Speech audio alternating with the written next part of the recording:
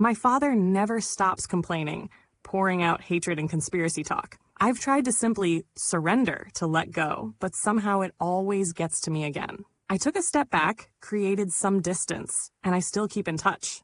I love him, but sometimes it feels like he's being controlled by some kind of virus of hatred. I ask myself, why does it affect me so much more than it affects my siblings? Maybe I'm just too sensitive? I tried to surrender. I couldn't, so I distanced myself. Am I on the right path? The pain you feel doesn't come from what your father says, but from the inner movement that his words awaken within you. Every experience that happens in your daily life and enters you emotionally or simply touches you in some way becomes part of your way of expressing and living life. Imagine yourself as a lake and your father as another lake. Between the two of you, there is a narrow path that separates you, and the only way to communicate with him is through the fish that jump from one lake to the other. Your father speaks with other lakes too, and those lakes communicate with countless others. When he interacts with these lakes, he lets himself be influenced by what emotionally affects him the most. And when this happens, the water of his lake takes on a certain emotional color. It turns red. You too are a lake, a vast one, full of fish. You also communicate with other lakes, and you have your own personal color, perhaps slightly stained by nearby lakes.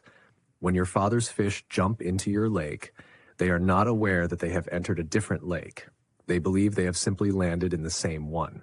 However, those fish will unconsciously sense that something is different in the water, and they will ask you, "Why aren't you red?" You are so attached to your inner environment that when you hear that question, you begin to believe that you are red, and by doing so, all of your fish take on the red color. Now, how can you avoid being influenced by the questions of these fish? The fish represent the words and information your father gives you. The water may be red, the water may be blue. But if you create too much distance, widening the path between your lakes, the fish that jump back and forth will die on land. There will no longer be cohesion between his fish and yours, and the exchange will end. It is never wise to create distance just because we mistakenly believe that we are the fish, forgetting our true essence. We are the lake that contains them. Your father's fish also carry useful information within what you perceive as complaint. He sees himself in you, and you see yourself in him, and information is a way to survive and adapt according to the conditions of the moment. What binds you to your father's words is your suffering, because your inner environment becomes colored in a way you do not want to be.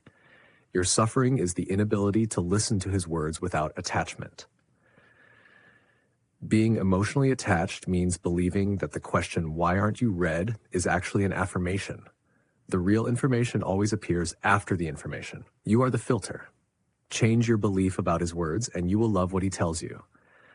The fish that jump into your lake will take on the color that you choose to be, and your fish will carry your information into his subconscious. You are not your fish. You are the lake.